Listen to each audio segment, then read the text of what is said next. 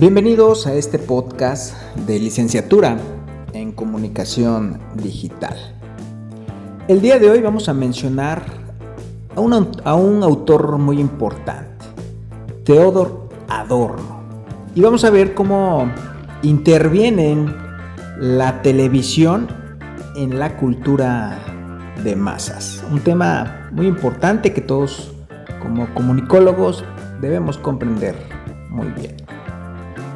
En efecto, la televisión no puede enunciarse debidamente en términos de éxito o fracaso, gusto o rechazo, aprobación o desaprobación. Más bien, se debería hacer una tentativa con ayuda de categorías de la psicología profunda y de un conocimiento previo de los medios para las masas, por concretar cierto número de conceptos teóricos mediante los cuales podría estudiarse el efecto potencial de la televisión, su influencia en diversas capas de la personalidad del espectador. Parece oportuno indagar sistemáticamente los estímulos sociopsicológicos que son típicos del material televisado, tanto en un nivel descriptivo como en un nivel psicodinámico. Hay que analizar sus supuestos previos, así como su pauta total, y evaluar el efecto que es posible que produzca. Cabe esperar que en última instancia este procedimiento traiga a luz una serie de recomendaciones sobre el modo de tratar estos estímulos a fin de producir el efecto más conveniente de la televisión. Al revelar las implicaciones sociopsicológicas y los mecanismos de la televisión, que a menudo actúan con el disfraz de un falso realismo, no solo podrán mejorarse los programas, sino que también, y esto tal vez más importante, podrá sensibilizar al público en cuanto al efecto inocuo de algunos de estos mecanismos.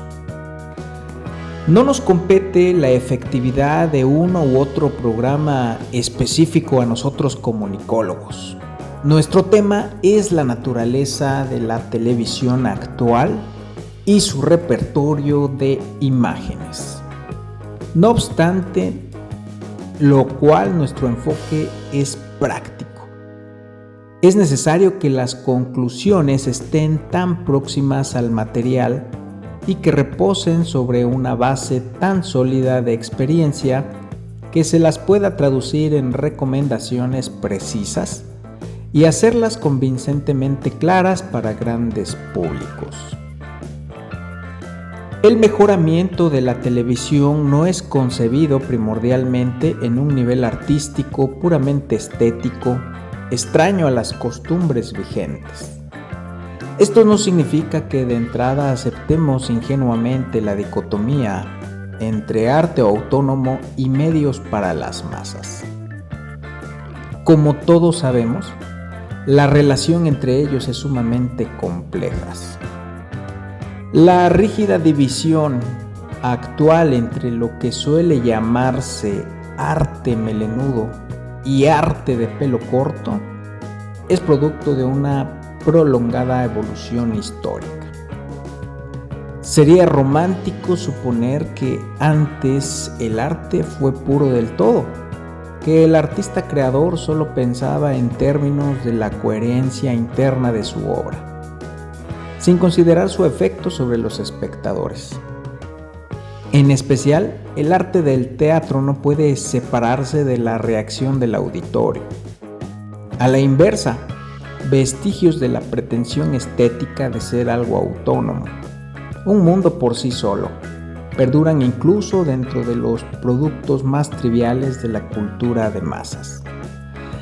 En realidad, la actual división rígida del arte en aspectos autónomos y comerciales es una buena medida.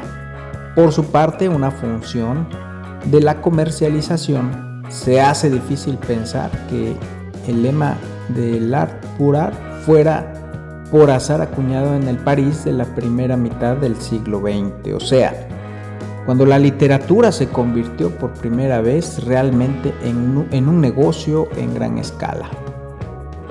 Muchos de los productos culturales se llevan la marca anticomercial de arte por arte. Presentan huellas de comercialismo por la atención que prestan al elemento sensacional o por la ostentación de riqueza material y estímulos sensoriales a expensas de la significación de la obra. Esta tendencia era pronunciada en el teatro neorromántico de las primeras décadas de nuestro siglo. La cultura popular más antigua y la reciente, al fin de hacer justicia a todas las complejidades de esta índole, es necesario hacer un examen mucho más atento de los antecedentes y el desarrollo de los modernos medios para las masas que el que conoce la investigación sobre comunicaciones, la cual por lo general se limita a las condiciones actuales. Sería necesario establecer qué tiene en común la producción de la industria cultural contemporánea con las formas de arte popular o inferior que de otros tiempos, así como lo que tiene en común con el arte autónomo y en qué consisten las diferencias. Baste señalar aquí que los arquetipos de la actual cultura popular quedaron establecidos relativamente tempranos en el desarrollo de la sociedad de clase media hacia fines del siglo XVII y comienzos del siglo XVIII en Inglaterra.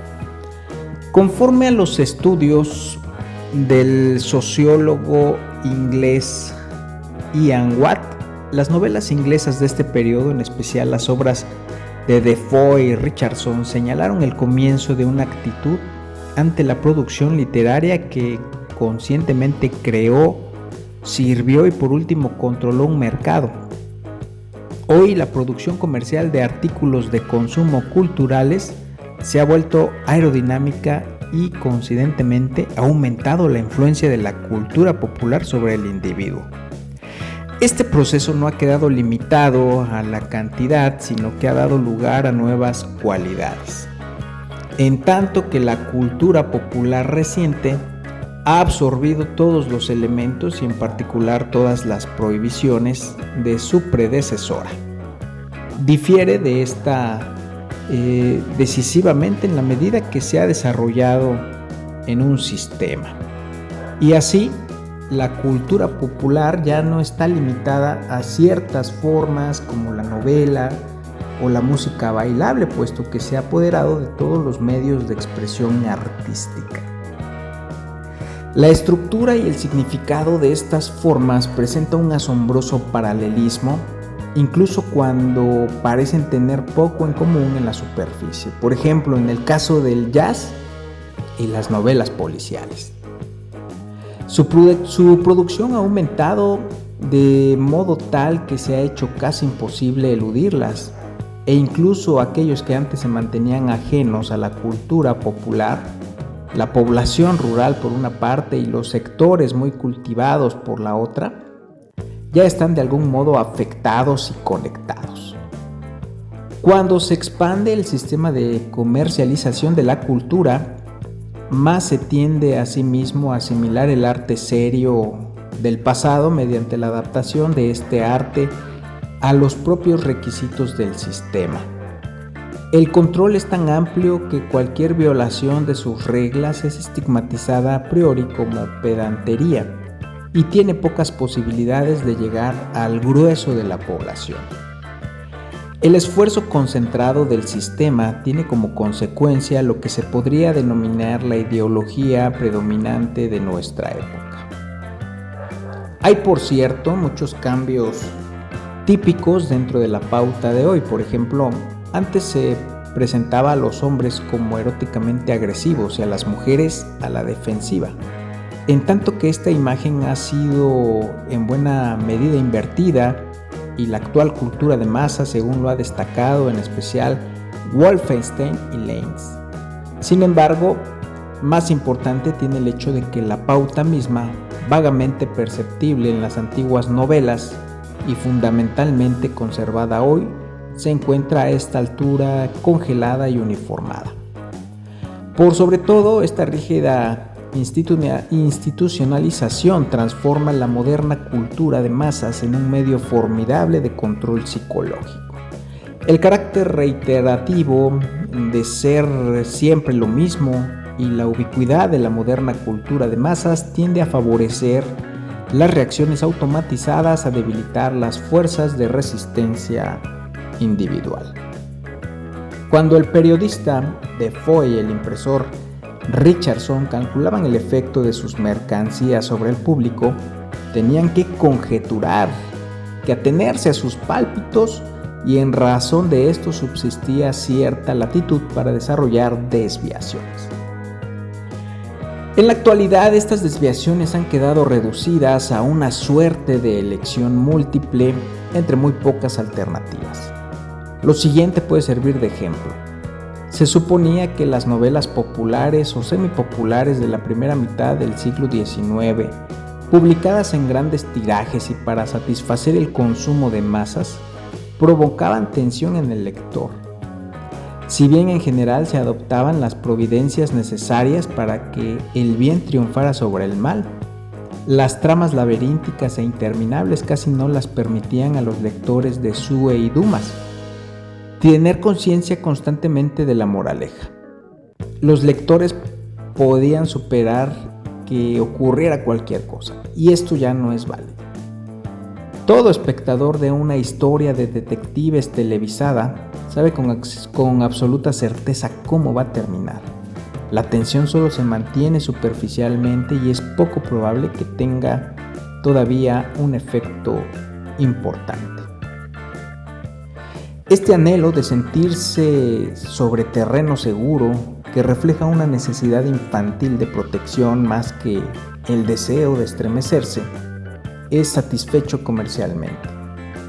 El elemento excitante solo es conservado de los dientes para afuera.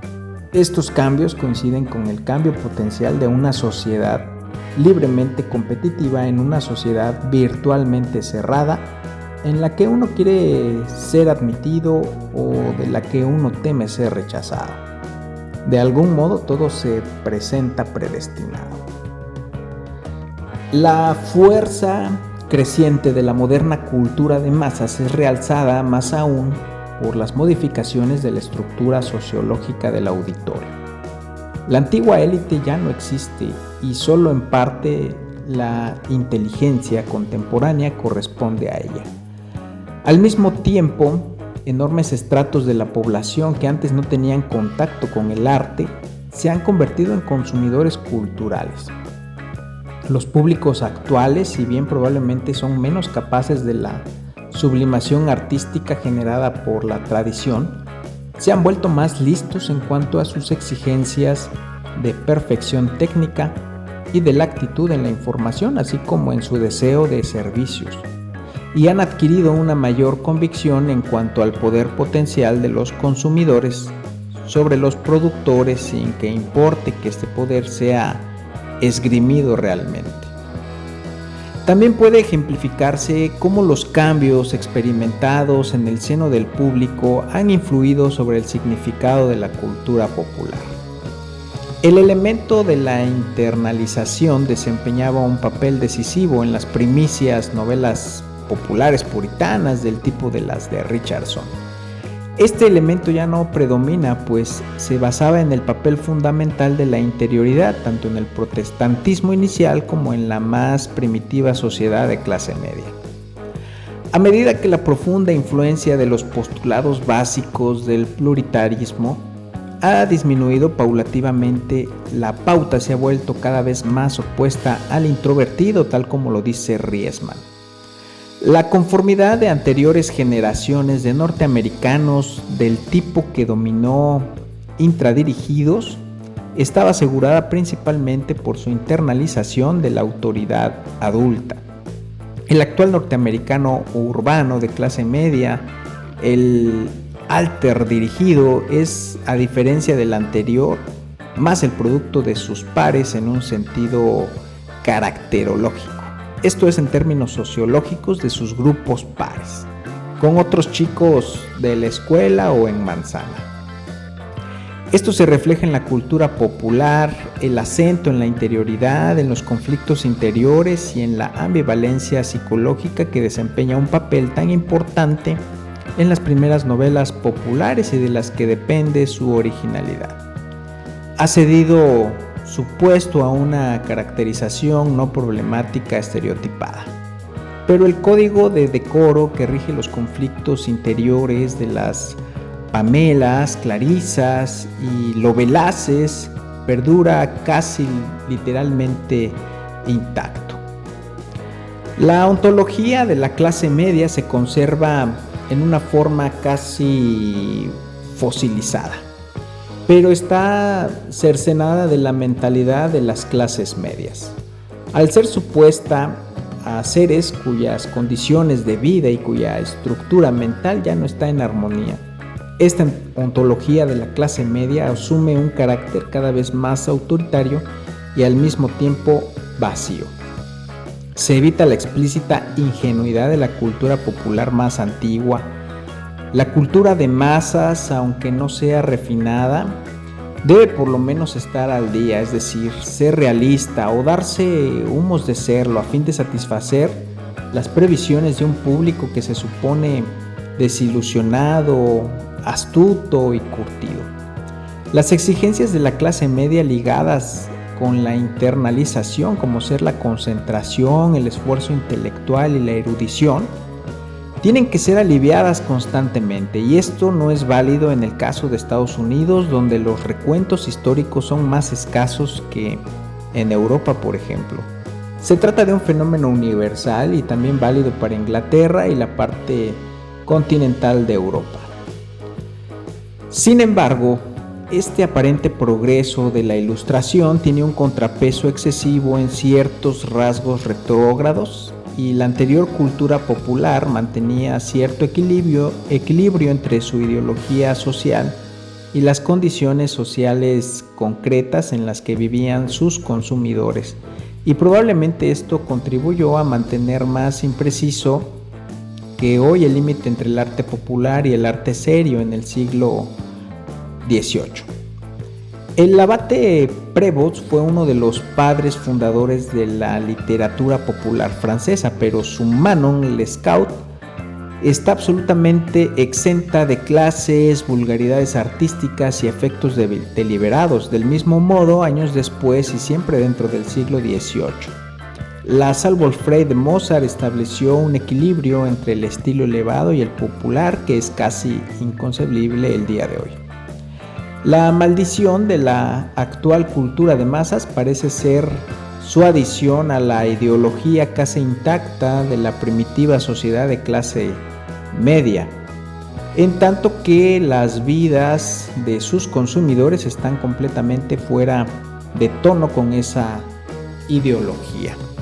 Y aquí lo que tal vez lo que explica el vacío entre el mensaje explícito y el culto en el arte popular contemporáneo. Aunque en el nivel explícito se promulgan los valores tradicionales de la sociedad puritana inglesa de clase media, el mensaje oculto se dirige a un ánimo que ya no está obligado por estos valores. Más bien, el ánimo de hoy transforma los valores tradicionales de las normas de una estructura social cada vez más jerárquica y autoritaria. Incluso aquí hay que admitir que también en la ideología anterior estaban presentes elementos autoritarios que por supuesto nunca expresaban del todo la verdad.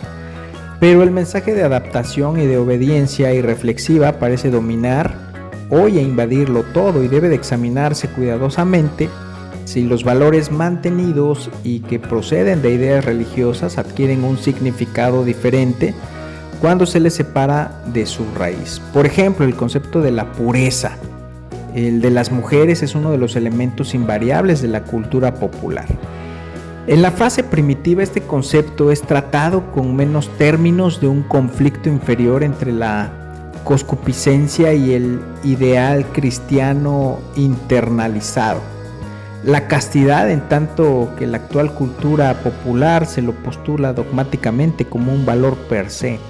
Y por otra parte, incluso los rudimentos de esta pauta son visibles en producciones como Pamela. Sin embargo, en tal nivel aparece un subproducto, en tanto que en la actual cultura popular la idea de que solo la buena chica se casa y que debe casarse a cualquier precio ha llegado a ser aceptada, ¿no? Ya antes, en los conflictos de Richardson empezaban. En cuanto más inarticulado y confuso parece ser el público de los actuales medios para las masas, más tienden a lograr su integración los medios para las masas. Los ideales de conformidad y concesionalismo eran inherentes a las novelas populares desde el comienzo. Ahora empeoró, estos ideales han sido traducidos en prescripciones bastante claras sobre lo que hay que hacer y lo que no hay que hacer. El desenlace de los conflictos está preestablecido y todos los conflictos son puro simulacro. La sociedad es siempre la que sale ganando y el individuo es tan solo un títere manipulado a través de las normas sociales.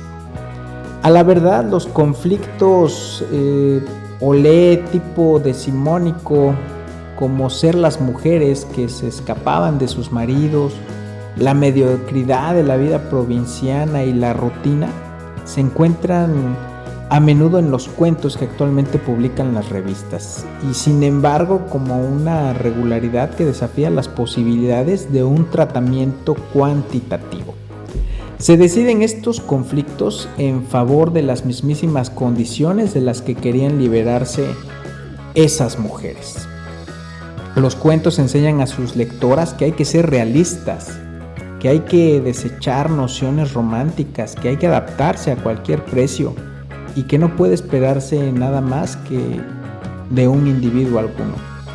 El perenne conflicto de clase media entre la individualidad y la sociedad ha quedado reducido a un recuento indistinto y el mensaje es invariable en el de identificación con el status quo. Tampoco este tema es nuevo, pero su indefectible universalidad se confiere un significado absolutamente diferente.